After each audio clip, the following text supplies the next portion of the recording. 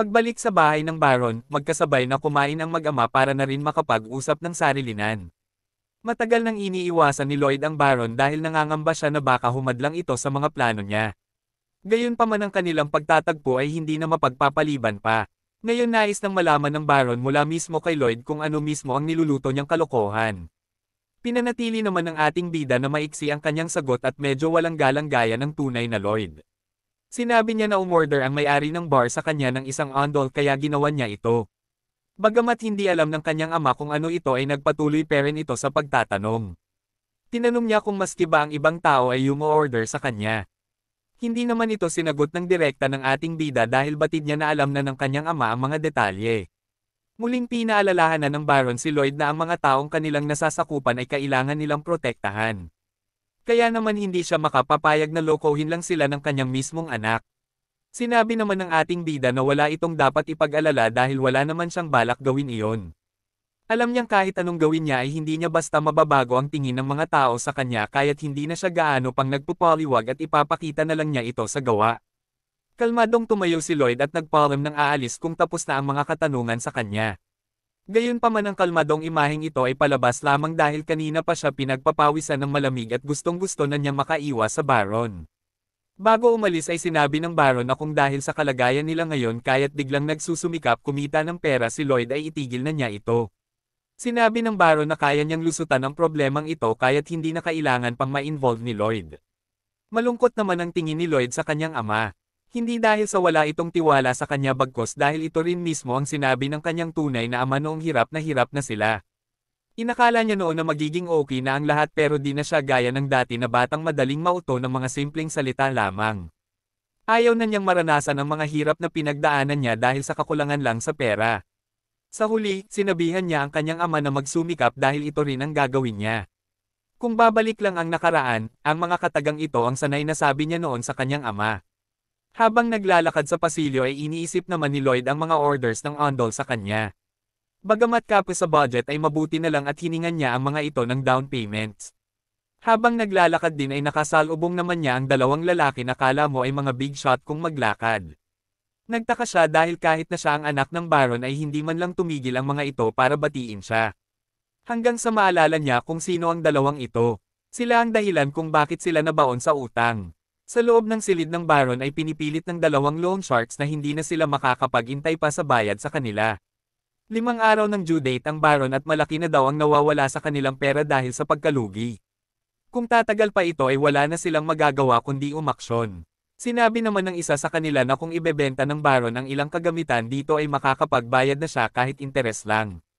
Habang nagaganap naman ang miting na ito ay tahimik na nagmamasid sa uwang ng pinto si Lloyd. Bagamat nasa alang-inang sitwasyon ay masaya siya dahil perfect timing ang pagpunta ng mga makong na ito dito. Panandalian siyang bumalik sa kanyang silid para pag-aralan kung ano ba itong relationship points na natatanggap niya. Alam niyang hindi lang ito basta palamuti. Bigla namang lumabas ang system window para ipaliwanag sa kanya ang kanyang mga katanungan. Bukod naman sa gulat ay nagpaaring din si Lloyd dito sa system dahil ilang araw na niyang inaalam kung ano ito. Bagamat naaasar ay nagpatuloy na ang system sa pag-analyze ng mga kakayahan ni Lloyd. Kanyang na-detect ang mga kakayahan nito bilang isang civil engineer at maging mga naging experience nito. Nagulat naman ang system dahil wala sa mukha ni Lloyd ang madaming alam. Naasar naman ang ating bida dahil patama na naman ito sa pagkatao niya. Sabay banat na isa siyang scholar sa mundong pinanggalingan niya. Pinakita na ng system ang mga skills na pwedeng mabili ni Lloyd gamit ang kanyang relationship points. Gayunpaman ay hindi niya batid kung para saan ang mga ito dahil kulang ang explanation na nakalagay. Pero wala na siyang pake dito at pinagbibili na lang ang lahat na pwede niyang bilhin. Biglang nagliwanag ang kanyang mata gamit ang bagong skill niyang basic surveying. Agad niya itong itinutok sa labas ng kanilang bahay. At bumungad sa kanan niya ang tila hologram na GPS surveyor. Gamit naman ang skill niyang basic design. Ay madali na lang siyang nakakaguhit ng mga plano kumpara nung siya ay nasa mundo pa niya. Dahil sa mga skill na ito ay siguradong gagaan na ang kanyang trabaho pero duda siya na makakayanan ni Javier mag-isa ang construction. Kung makakapag-summon lang sana siya ng mga heavy machinery ay mapapadali na sana ang buhay nila. Sumabat naman bigla ang system at sinabing kung nais niya ng summon ay meron din siya nito. Pinakita ng system ang random summon game kung saan pwede siyang makakuha ng unique na mga summon sa halagang 50 relationship points lamang kada isa. Gayunpaman ay naubos na ang lahat ng relationship points ni Lloyd kaya mukhang ipagpapaliban niya muna ito. Kung ang mga summon naman na naiisip niya ang mga lalabas ay sulit na ito dahil magagamit niya ang mga ito bilang mga tiga-buhat. Napagtanto ngayon ng ating bida na kailangan at mahalaga ang relationship points. At makakakuha lang siya nito kung matutuwa ang mga karakter sa kwento sa kanya. Muli sa silid ng Baron. Batid ng mga loan sharks na walang pera ang Baron ngayon. Kaya naman minungkahi ng isa sa kanila na ibenta na lang nito ang Baroness at mga alagad nito at siguradong magkakapera pa siya. Asarman sa sinabi ng loan sharks ay walang nagawa ang Baron kundi matulala sa kalapastanganan ng bibig nito.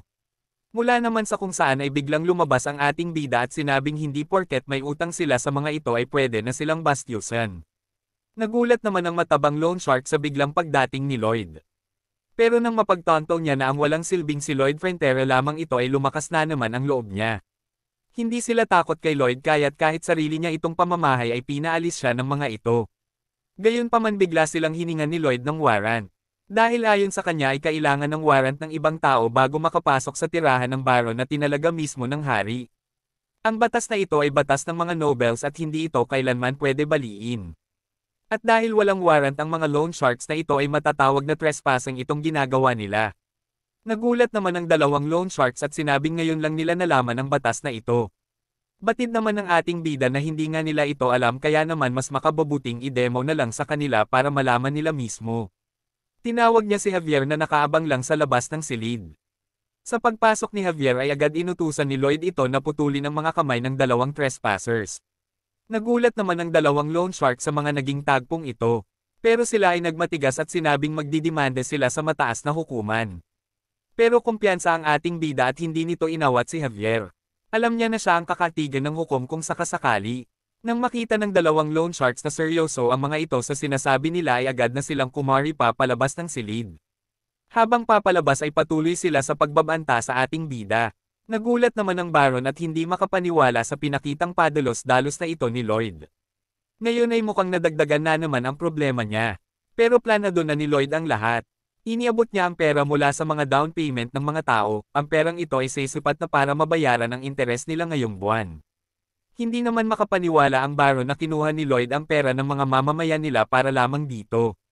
Pero kinampant naman siya ni Javier at sinabing nakuha ito ni Lloyd sa marangal na paraan at sisiguraduhin niyang tatapusin ng Young Master ang mga pinanggako niya sa mga tao. Napansin ni Lloyd na malaki ang tiwala ng Baron kay Javier kumpara sa kanya. Kaya naman siguradong magagamit niya ito bilang advantage. Mabilis nang lumabas ang dalawa sa opisina ng Baron. Hindi naman makapaniwala si Javier na alam ni Lloyd ang ganitong batas. Wala kasi sa hilatsa ng mukha niya ang may alam. Nagalit naman ang ating bida dahil dito. At sinabing nalaman niya lang ito sa kung saan. Totoo naman nalamaan niya ito kung saan, pero nalaman niya ito mismo kay Javier nung binabasa pa niya ang novel. Pagkatapos kitlin ng Baron at Baroness ang kanilang mga buhay ay malungkot na nagdalamhati si Javier sa tapat ng mga puntod nito. Bigla namang dumating ang mga greeding loan sharks at sinabing huhukayan nila ang mga labi ng mga ito at ibebenta dahil hindi pa sila bayad sa utang nila. Bigla namang binanggit ni Javier ang batas na sinabi rin ni Lloyd kanina. At sa isang iglap ay tinapos na niya ang buhay ng dalawang buwaya. Niliti si Javier pagkatapos nun pero agad din siyang pinalaya dahil kinatigan siya ng batas. Natutuwa naman si Lloyd dahil napapakinabangan niya ang mga impormasyong nabasa niya. Gayunpaman kanina pa niya inaante ang isang bagay. Bigla namang lumabas ang isang notification window na nagsasabing nakatanggap siya ng relationship points mula sa Baron. Dahil dito ay tumutol na ng 60 puntos ang relationship points niya. At gaya nga ng plano niya, pwede na siyang mag-summon ngayon.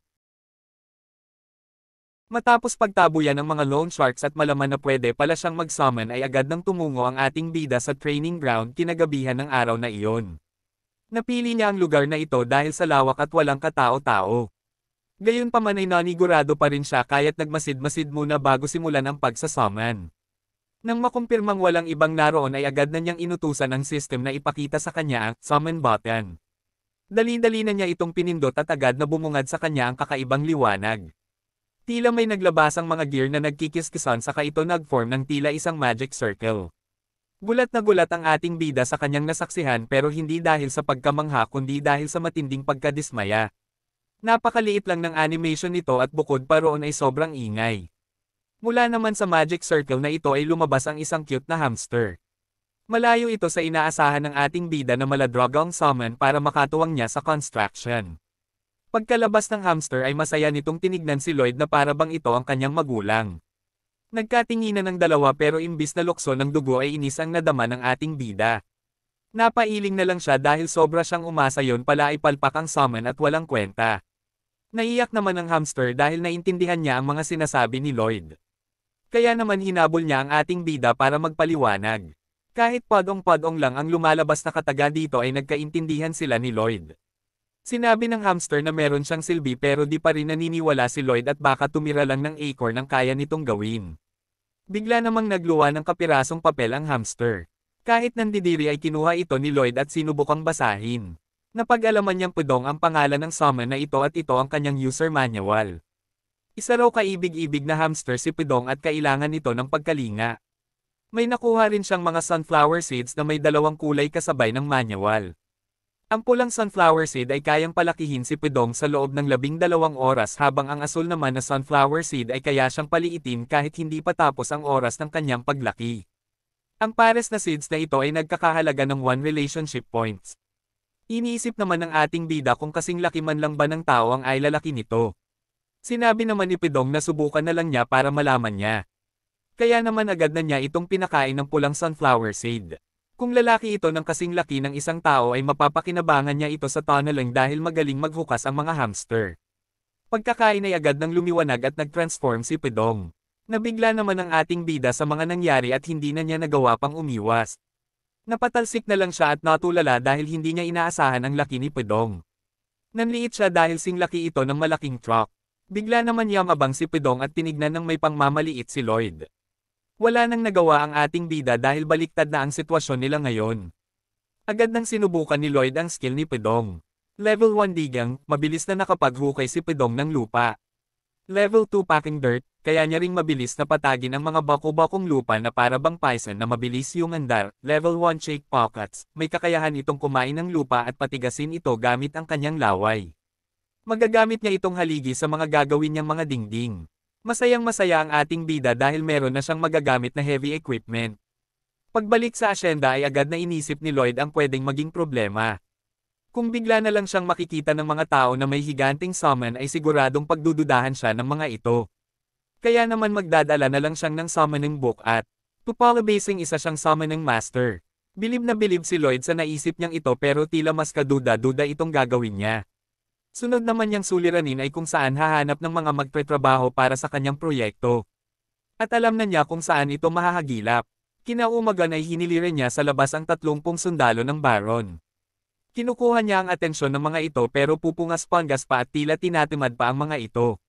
Naasar naman si Lloyd dahil pinapasahod ang mga ito kahit na wala naman itong mga ginagawa. Baon na sila sa utang kaya naman nagtataka siya kung bakit hindi pa tinanggal ng Baron ang mga ito sa pwesto. Pero pasalamat na rin siya sa Baron at dahil dito ay may libre siyang mga trabahan. Pinaliwanag niya sa mga ito na ang trabaho ng mga sundalo ay ang kumilos para sa ikakaunlad ng kanilang estate. Kahit naman nung nasa army pa siya sa Korea ay mas madami ang hinukay nila kesa sa pag-insayo bilang sundalo. Tinuro niya ang bundok ng clay na hinukay niya raw magdamag kagabi pero ang totoo ay si Pudong ang gumawa nito. Sinabi niya sa mga ito na ito na ang kanilang break at tamang panahon para umunlad ang kanilang bayan.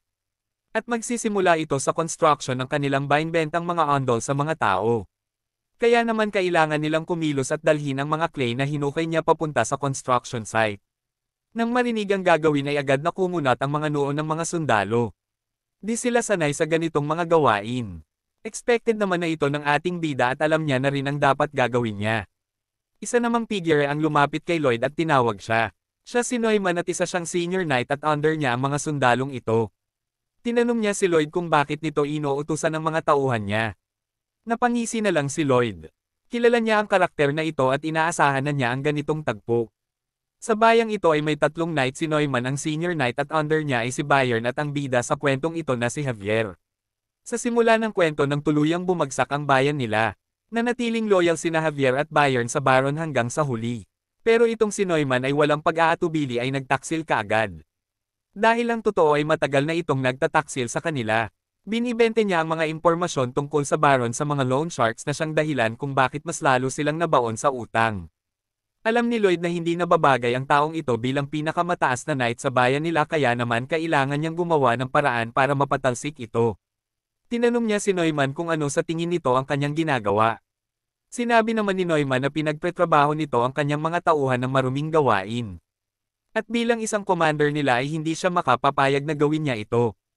Alam naman ng ating bida na ginagawa ni Neumann ang pagtutol na ito dahil alam nitong kikita sila sa gagawin niya at mababayaran na nito ang kanilang utang. Sinabi ng ating bida na nakuha na niya ang pahintulot ng kanyang ama patungkol dito. Sinabi naman ni Neumann na kahit na utol nito ang Baron ay ibahin niya ito. Alam niyang ginagawa lang ito ni Lloyd para sa kanyang pansariling interes. Kaya naman pinapaamin niya si Lloyd sa bintang niyang ito. Inamin naman ni Lloyd na tama siya sa hula niya. Tama siya na tatamaan siya talaga. Nang marinig ito ay uminit ng sobra ang ulo ni Neumann. Hindi na niya matago sa kanyang mukha ang sobrang bonus sa ating bida. Tila ito matandang gamer na mabilis uminit ang ulo. Nang makita ito ay alam ni Lloyd na kailangan pa niyang dagdagan ang ginagawa niya para tuluyan itong sumabog sa galit. Gamit ang kanyang pala ay sinabuyan niya ito ng lupa sa mukha. Gulat na gulat ang lahat ng sundalong naroon sa pinakita ng kanilang young master. Maski si Neumann ay di makapaniwala na iinsultuhin siya ng ganito ng baliw na ito. Ika niya sa isip niya, masyado itong mayabang para sa anak ng Baron na malapit ng malugi. Nagpatuloy naman sa pang-asar ang ating bida. Hanggang sa tinutukan niya ito ng pala at sabay hamon ng isang duelo. Tuluyan ang nagliyab sa galit si Neumann at alam sisiguraduhin niyang pagsisisihan ni Lloyd ang ginawa niyang paghamak sa kanya.